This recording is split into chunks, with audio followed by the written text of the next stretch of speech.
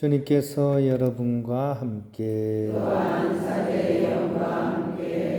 루카가 전한 거룩한 복음입니다.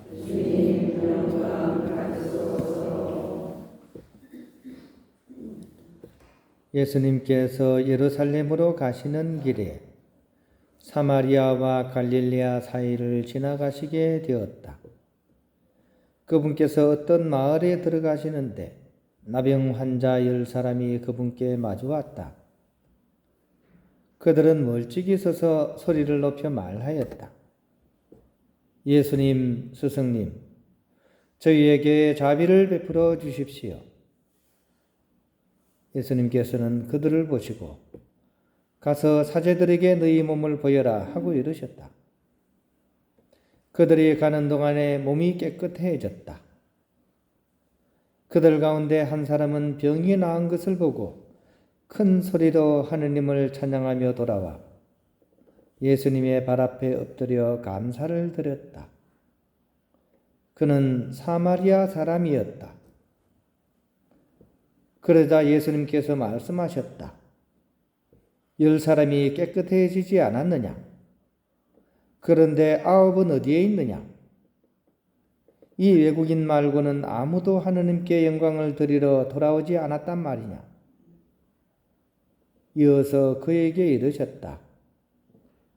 일어나 가거라. 내 믿음이 너를 구원하였다. 주님의 말씀입니다. 평화를 빕니다. 흔히 하는 얘기로 화장실에 들어갈 때 하고 나올 때 하고 마음이 다르다 그러죠, 그죠? 들어갈 때는 급하니까 이렇게 들어가는데 나올 때는 또 마음이 바뀝니다, 그죠? 오늘 복음 속에 나온 자 10명 중에 9명의 이야기가 바로 그것이죠, 그죠? 치유 전에는 어땠습니까? 정말 간절했죠, 그죠? 막 부르짖습니다, 울부짖듯이, 그죠? 예수님, 스승님, 저희에게 자비를 베풀어 주십시오. 간절하게 얘기를 했습니다. 이 치유만 되면 무슨 일이라도 하겠다는 마음이 이 절규하는 소리 속에 들어가 있습니다. 그죠? 근데 그 이유는요. 그 이후 예수님께서 말씀하시잖아요. 다 까먹어 버렸습니다. 딱 한 명만 돌아왔습니다. 그죠? 그것도 사마리아인.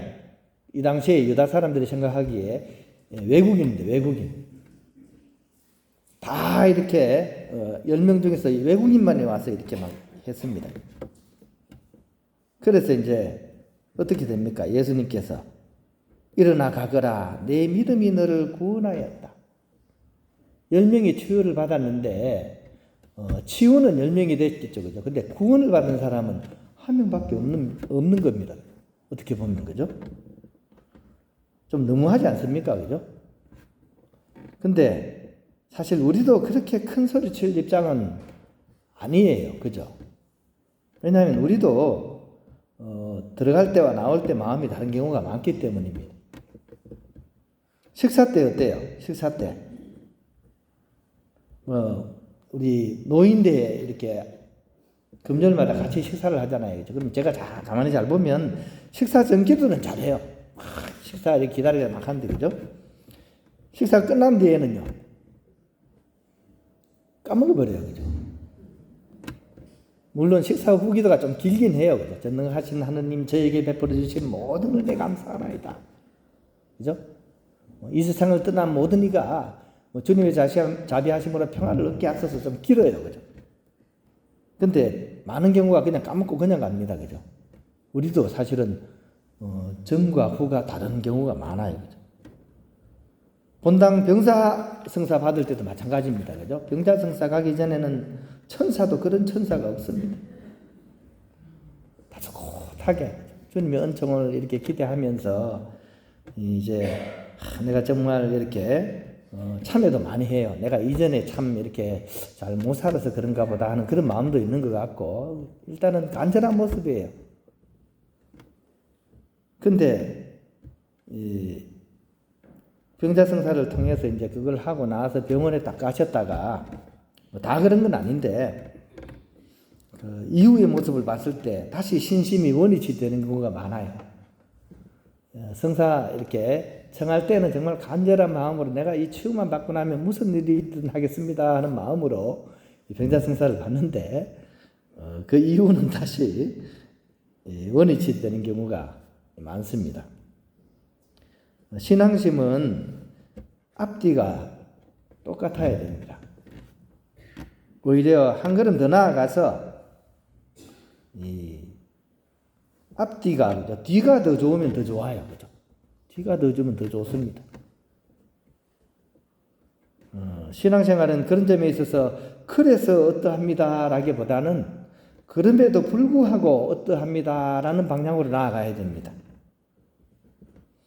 우리는 좋은 결과와 그런 조건에서 이렇게 감사하겠다고 생각을 하는데, 그죠? 내가 이렇게 뭐를 주님께 이렇게 청하고 이렇게 하면 거기에 합당한 게 뭔가 주어졌을 때, 그때 우리가 합당하게 감사를 표현하는 것이 일반적인 우리 마음이라면, 근데 그거는 사실 기본입니다. 기본. 하느님께서 정말 진정으로 기뻐하시고 좋아하는 그런 신앙인은 오히려 그럼에도 불구하고를 살아가는 신앙인입니다. 내가 원하는 것이 이루어지지 않아도 하느님 안에 머물 수 있는 사람. 고통과 역경 속에서도 오히려 그런 가운데서도 당신을 찬양하는 사람들. 어두운 밤에 새벽이 올 것을 확신할 수 있는 사람들. 또 나에게 주어지는 저주 같은 현실을 오히려 축복으로, 또 나에게 주어지는 그 고뇌를 노래로서 바꾸려는 그런 사람을 하나님께서는 각별히 사랑하신다는 것입니다. 예전에 광고로 나왔죠. 그죠? 사람이 광고로 나온 거는 굉장히 오래 기억해요. 그죠? 그래서 500원입니다. 기억나시죠? 무슨 광고였습니까? 그래서 500원입니다. 아이스크림 광고였어요. 구구콘. 그래서 500원. 요즘 500원 넘었죠. 그죠? 옛날에는 그 당시에 다른 게 300원 할 때 구구콘만은 얼마였습니까? 500원이었어요. 다른 게 300원인데 왜 500원일까요? 그만큼 더 좋다는 얘기지. 키도 더 크고, 그죠? 맛도 더 있고, 더 고급이고, 그래서 500원입니다. 그랬거든요. 근데 그리스도인은 그래서 500원입니다를 살아가는 사람들이 아니라, 그럼에도 불구하고 500원을 살아가는 사람들. 그런 사람이 바로 신앙인이고, 그런 사람을 하느님께서는 사랑하신다는 것입니다. 왜냐하면 하느님께서 먼저 그럼에도 불구하고 우리를 500원의 가치로서 인정해 주셨기 때문입니다.